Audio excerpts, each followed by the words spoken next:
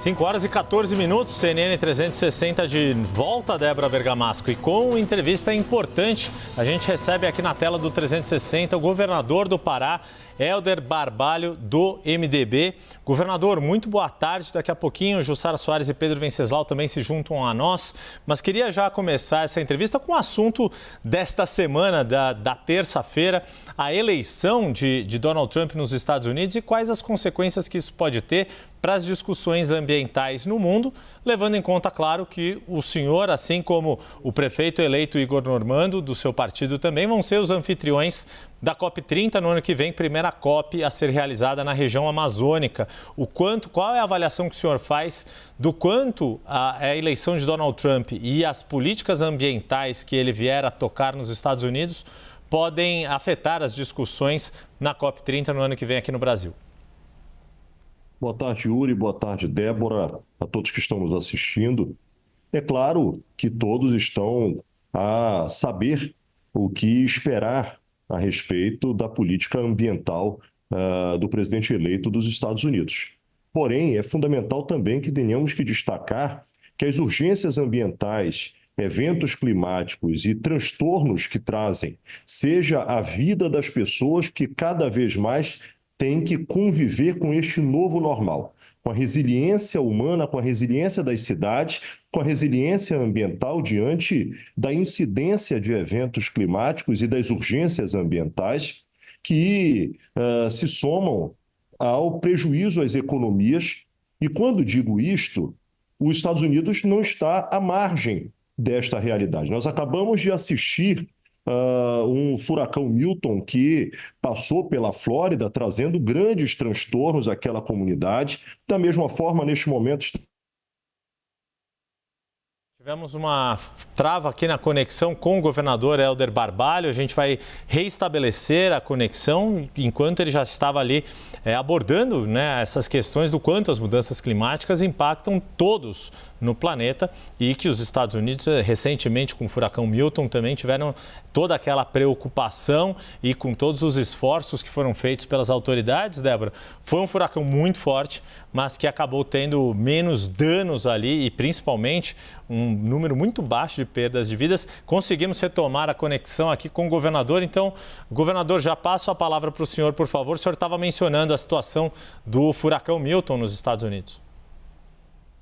Portanto, mostrando de que os eventos climáticos cada vez mais recorrentes, eles aconteceram nos Estados Unidos há poucos dias atrás, estão acontecendo as consequências em Valência, na Espanha. Assistimos o Rio Grande do Sul ser destruído há poucos meses, com centenas de vidas perdidas, os focos de queimada no bioma amazônico, no Cerrado, no Pantanal. Portanto, isto tudo mostra de que as urgências ambientais, elas bateram na porta das pessoas, passa a ser algo que é tangível à vida e impacta a vida dos cidadãos e cidadãs. Portanto, não creio que haja qualquer possibilidade, mesmo que se tenha um olhar diferente, mesmo que se tenha uma postura diferente por parte da ideologia do presidente Trump, mas não é possível virar as costas para esta nova realidade.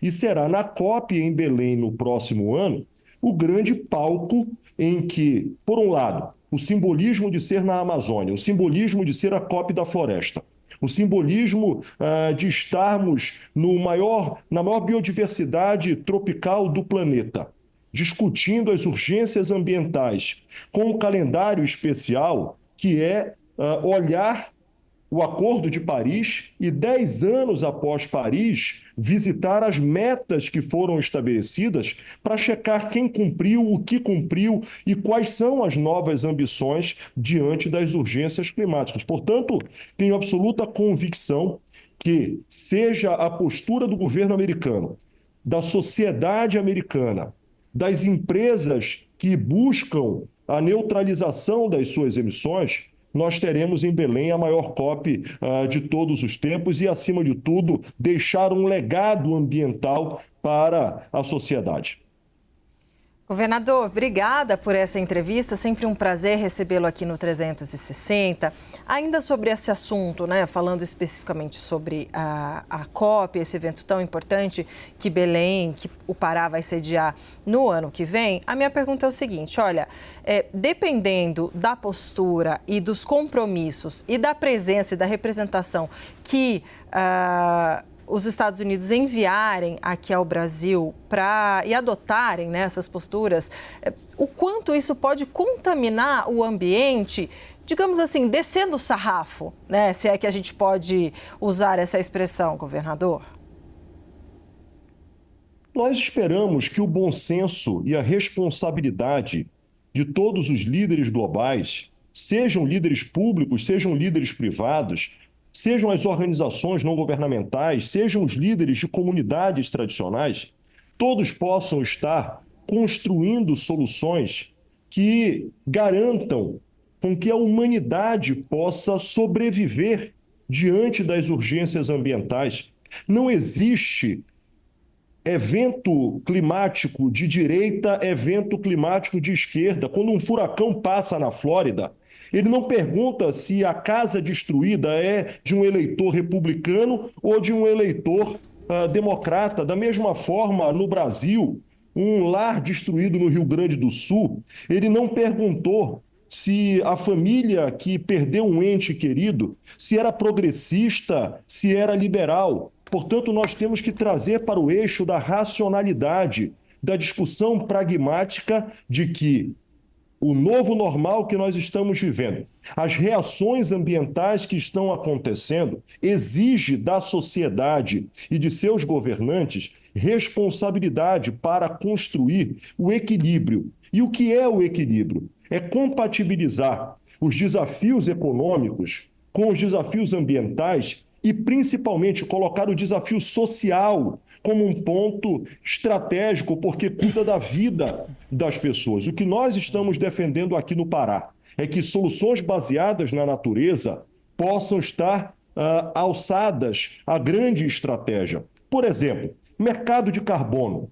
Neste momento, há um desafio global de redução de emissões, de neutralização das emissões. As indústrias, elas estão emitindo gases de efeito estufa. Nós, através da nossa floresta, capturamos com a fotossíntese carbono emitido à atmosfera. Portanto, se as indústrias emitem e as florestas capturam, a neutralização pode gerar, através do mercado de carbono, a grande oportunidade de uma economia verde, de uma economia sustentável em larga escala e, com isto, nós possamos gerar emprego, renda. Portanto, a minha expectativa é de que nós possamos chegar até a COP30 aqui em Belém, daqui a um ano, com a sensibilização e, acima de tudo, com a consciência de que as urgências ambientais, a mudança de temperatura é necessária ser enfrentada para que a humanidade possa ter futuro. Jussara Soares, a sua pergunta ao governador do Pará, Hélder Barbalho. Boa tarde, governador. Obrigada pela entrevista.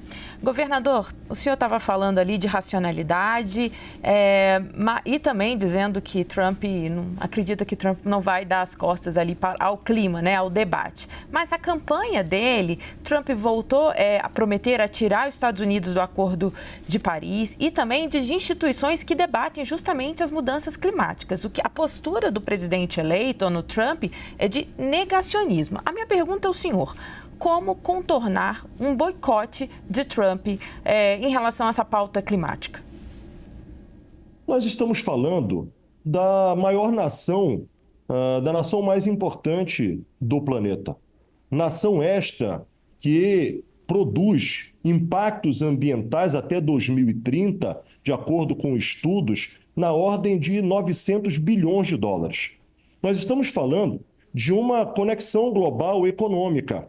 Portanto, imaginar que é possível negar as realidades atuais ambientais seria certamente um retrocesso, seria um brutal equívoco. Eu prefiro partir da premissa de que o candidato, muitas das vezes, ele aponta caminhos que estejam dialogando com a expectativa de parcelas do seu eleitorado. No momento em que se é eleito, passa-se para a vida real. Mais uma vez a conexão aqui nos traindo ali, mas de uma resposta importante ali do governador Helder Barbalho. A pergunta aqui da Jussara Soares, né? Se no fim das contas a retórica, né, Jussara, muito forte ali da campanha, se ela se concretiza, que é uma expectativa nessa pauta ambiental, uma expectativa na área econômica também, se todas aquelas promessas de Trump que podem ter um efeito inflacionário nos Estados Unidos não sejam todas tomadas ao pé da letra, justamente para não causar as consequências não só econômicas, mas também ambientais. Reconectamos com o governador Helder Barbalho. Por favor, governador, continue a sua resposta. Eu comentava, respondendo para a Jussara, de que é natural, muitas das vezes, que o candidato possa dialogar com setores, com segmentos do seu eleitorado, que apontam estes caminhos. Mas eu prefiro partir da responsabilidade do exercício da presidência da República dos Estados Unidos, de um mercado globalizado que exige que haja uma postura ambientalmente íntegra. E, claro, sabendo de que os Estados Unidos, como maior potência global do planeta, gera danos ambientais na ordem de 900 bilhões de dólares, não pode estar de costa para essa agenda. É claro, imaginar que haverá sintonia na forma de lidar com o assunto, não creio. Porém, imaginar também que irá se negar os eventos climáticos e as urgências ambientais, isso trará um prejuízo para a humanidade, isso trará um prejuízo aos americanos e trará certamente uma repercussão de isolamento ambiental para os Estados Unidos. Pedro Venceslau. Governador, a expectativa antes da eleição nos Estados Unidos era que a administração Joe Biden enviasse, ou a administração democrata, o John Kerry como representante do clima dos Estados Unidos. Eu queria saber, vou fazer duas perguntas em uma. Se o senhor espera que a administração Donald Trump envie um interlocutor de alto nível, como é John Kerry, que tem uma relação histórica com o movimento ambientalista, e se o senhor acha que o financiamento para a transição ecológica por parte dos Estados Unidos fica comprometido, porque havia uma expectativa que os Estados Unidos colaborassem financeiramente com o Fundo Amazônia. Não se concretizou totalmente no governo de Joe Biden, porque teve problemas no Congresso, mas agora acredito que vai ficar mais complicado na administração Trump. Pedro, eu não creio ser prudente o Brasil depender dos Estados Unidos para o financiamento da sua estratégia ambiental.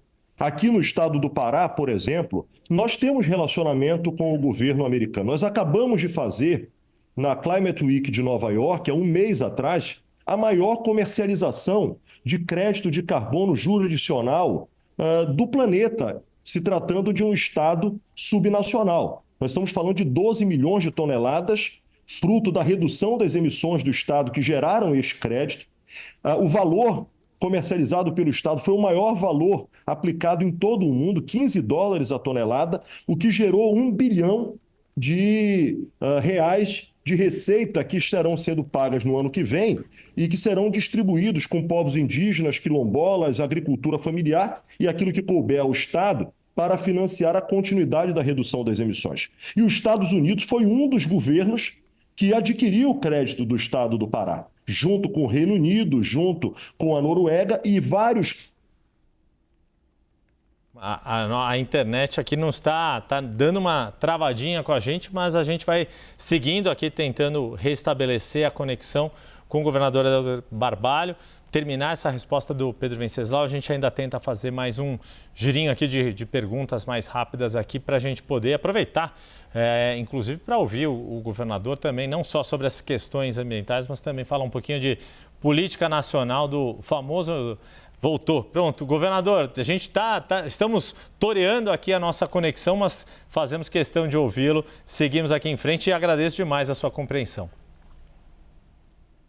Portanto, eu falava que na comercialização que o Estado do Pará fez, ele comercializou com o governo dos Estados Unidos, com o governo da Noruega, com o governo do Reino Unido e com várias empresas privadas que adquiriram este crédito de carbono do nosso estado. E o governo americano, deste 1 bilhão, apenas cerca de 3 milhões compõe a cota do governo americano. Portanto, imaginar, até mesmo pelas restrições orçamentárias, pela imobilização orçamentária e o estágio do Congresso, nós não devamos imaginar a depender do governo americano. São coisas distintas. Uma coisa é o governo americano fazer o seu dever de casa, os seus compromissos com a redução das emissões da economia americana.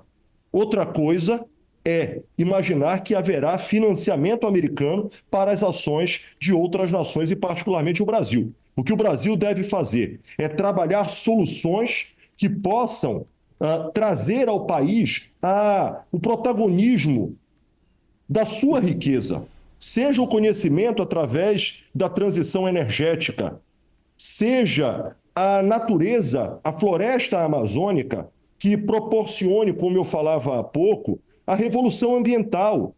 A revolução industrial, ela permitiu um modelo que emite gases de efeito estufa. A nossa floresta, ela captura estes gases. Portanto, eles tiveram a Revolução Industrial, que gera emprego, renda e desenvolvimento, que nós possamos ter a Revolução Ambiental para gerar empregos verdes. A nossa conexão realmente está nos deixando aqui na mão ali, enquanto o governador fazia esse paralelo da Revolução Industrial lá do século XVIII, de 1750, que provocou a era de maior emissão de poluentes em toda a história da humanidade, e agora essa analogia da Revolução Ambiental tendo como palco aqui a nossa região amazônica. Vamos ver se a gente consegue, pela última vez aqui, tentar retomar, mas se não, minha gente, acho que a gente conseguiu pegar o recado principal aqui. Deixa eu só, pessoal, vou só para a gente trazer mais uma vez o governador, para a gente concluir, governador, e aí não vou abusar da sua paciência, acho que com isso a gente consegue encerrar a entrevista, só para o senhor fechar o raciocínio.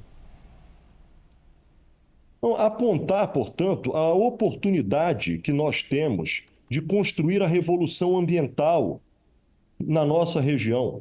A revolução industrial, a partir da escolha da indústria, hoje gera emprego, renda, mas faz emissão de gases de efeito estufa.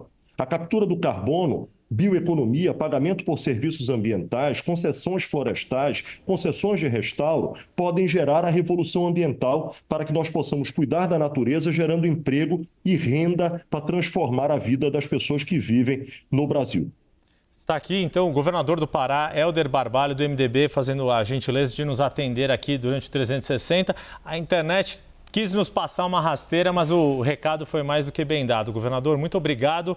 Até a próxima. Tinha muitas questões ainda de política, tanto eu, Pedro, Jussara, Débora, mas aí a gente já fica com a promessa de uma nova entrevista com o senhor ao vivo aqui no 360. Um prazer, sempre que estiver o convite, estarei aqui com vocês. Muito obrigado. Obrigado mais uma vez ao governador Hélder Barbalho, também ao Pedro Venceslau e a Jussara Soares. Débora.